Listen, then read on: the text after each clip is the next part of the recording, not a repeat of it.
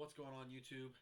This right here is our review, if you will, of the brand new big game day Thunderbolts trailer. They just dropped it during the Super Bowl last night. I wanted to watch it with you guys, talk about the excitement, talk about little details that we noticed, things that we've heard, and all of that good stuff.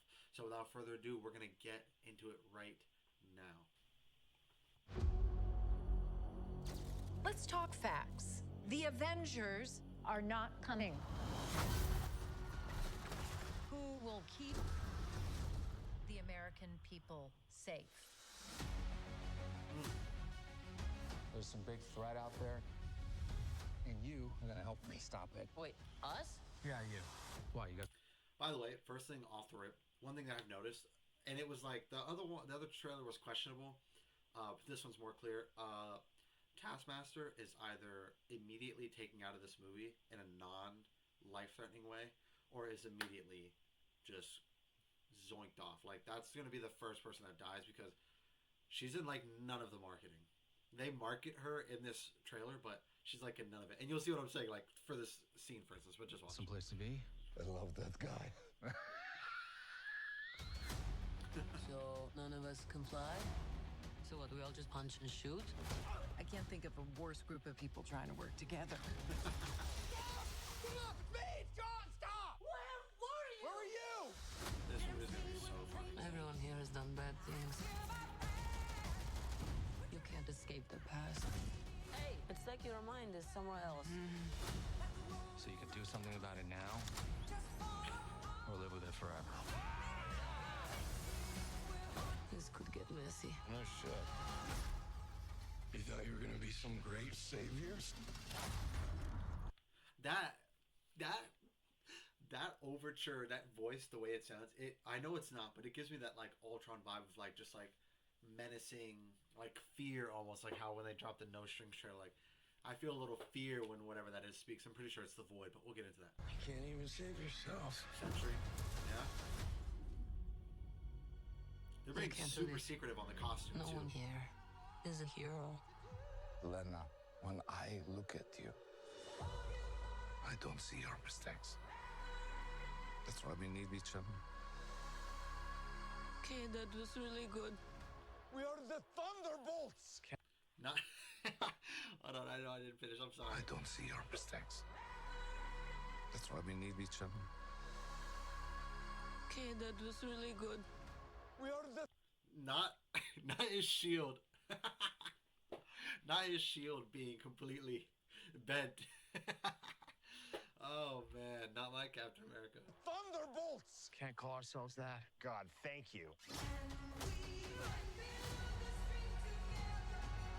This has makings of team that can rise to glory. Bring light from the darkness.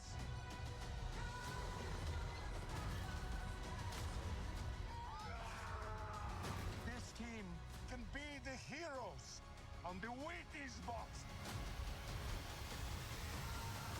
With a little giddy toy.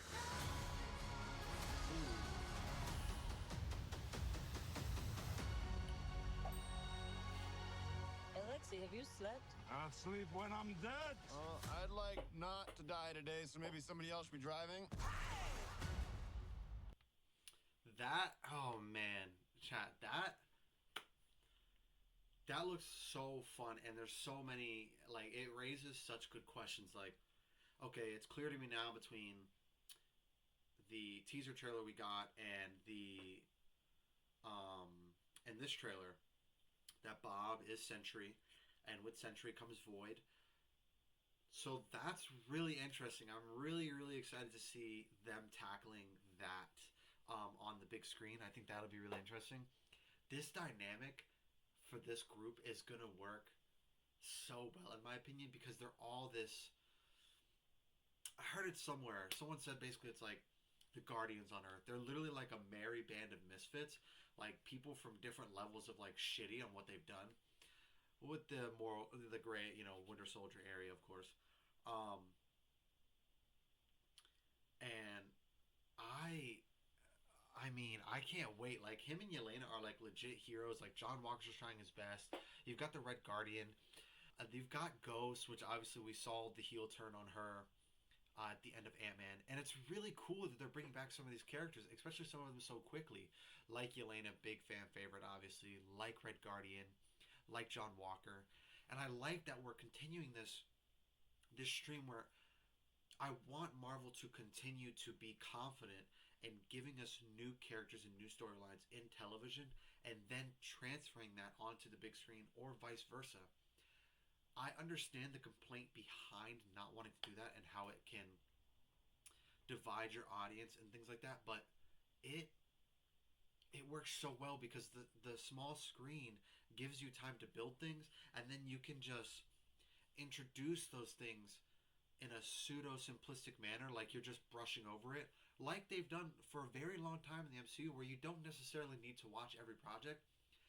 They do this thing where they kind of let you know where they're from and kind of why they would be there without giving you the full details. But if you have that 6 hours of content, whether it be with John Walker or with the Winter Soldier or with Yelena when it comes to Hawkeye and Black Widow, you get like more of this deeper character development. And I like that they're touching on stories that may require more depth, like the John Walker, looking at that story that says, you know, oh, fallen hero, that kind of thing, where it's like, you know, it's clear that they're all going through things. Like, you've got Bucky dealing with his thing of what comes next, what comes life after forgiveness, life after finishing the book. What do I do now that I've completed this program and I feel closer? Do I feel closer to who I am genuinely as a person without brainwash, like with a clear conscience? Do I have a clear conscience? And like Yelena picking up, still dealing with the death of her sister, trying to figure out how to operate in a world beyond that without being an assassin for the Red Room, without having a sister to guide you through it. I feel like they have a very nice group here, and I'm really, really excited to see what they do with it. I just really hope they don't drop the ball too much. And if I had to take a guess, that's why Taskmaster probably isn't actually going to be in the movie to some degree. For whatever reason, she's only on the first mission, or she dies after the first mission, whatever the case. Like, that's... I got it. I just solved it. You ready? Let me see if I can find it. When I look at you, I don't see your mistakes. That's why we need each other. Okay, that was really good. We are the Thunderbolts! Like, she's Can't not call there. ourselves that. God, thank you.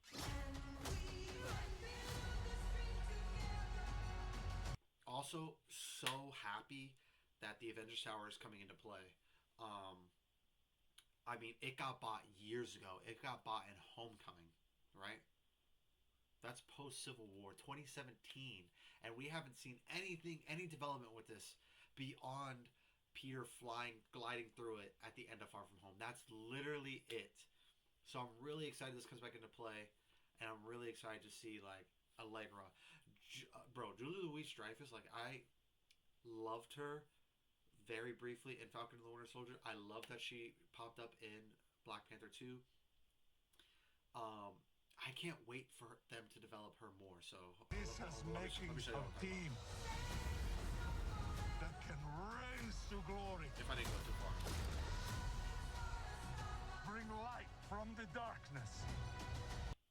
So this mission right here, I believe this mission is how they're going to meet. They all got sent there differently, but by the same person. It's just a guess. All spectating, right? All theorizing, my bad, spectating. I believe that what is going to happen is they're going to find Bob here.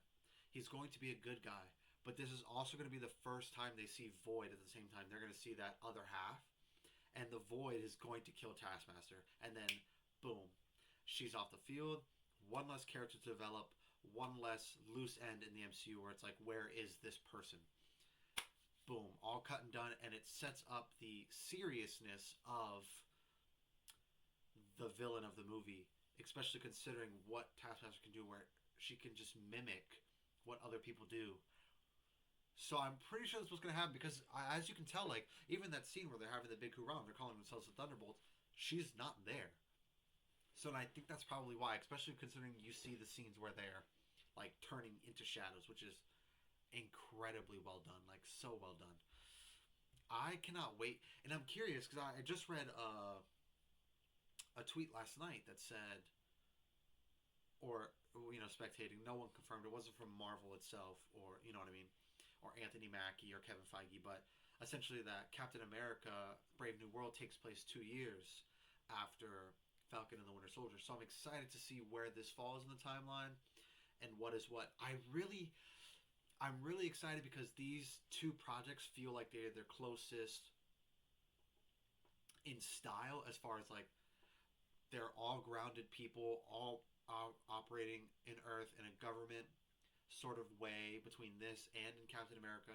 This is the closest we've had where two MCU films back to back are very closely connected in quite some time. Because then, I mean, lately it's been like a No Way Home, then a Doctor Strange, or we'll get a grounded TV show and then like a supernatural show. You know what I mean? Like it's been kind of all over the place, which I don't hate, but it's nice to see that we will probably get some connectivity between the two of these. So I'm so excited to see where this goes.